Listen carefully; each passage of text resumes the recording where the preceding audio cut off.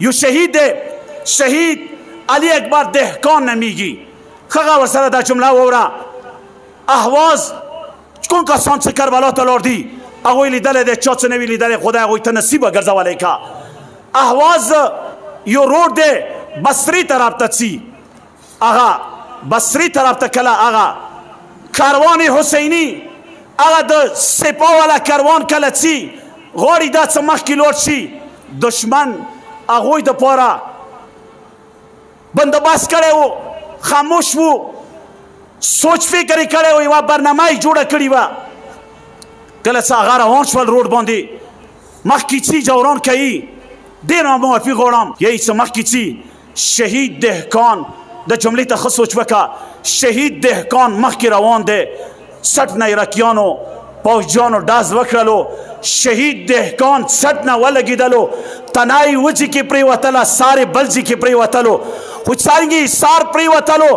هغه د هغه بسیجي برادران یایي چې ما قسم په خدای دی ما سترګې غړولې څنګه سار پرېوتلو 5 منټه د هغه سار نه هغه اواز سره هغې مینې سره عشق سره 5 منټه صرف یو اواز راتللو یا حسین یا حسین یا حسین یا حسین 5 منټه سار نه اواز راتللو یی څه مو حیران شو پروردگاره څه راز دی یی څه هغه د بعد کله شهید جنازه مو اوچاته کړله ایوځي ته فارغ شولو راغللو د شهید بیک مو راواخیستلو بیک کې یو وړوکی هغه نوټ بوک دی هغه نوټ بوک کې 3 جملې لیکلې دي هغه 3 جملې څنګه اول جمله یې دا لیکلې ده خدایا حسین د دروش په درو ریزو تګ شهید شو ما ته شهادت تګ مارګ ملو دا یوه جمله دویمه جمله خدایا زه ډېره معافي غواړم دا جمله کوم ډېره معافي غواړم خدایا د حسین ګلدسته 60 نه جدا شو ډېره معافي غواړم خدایا د حسین گلدسته 60 نه جدا شوله د ما بدن هم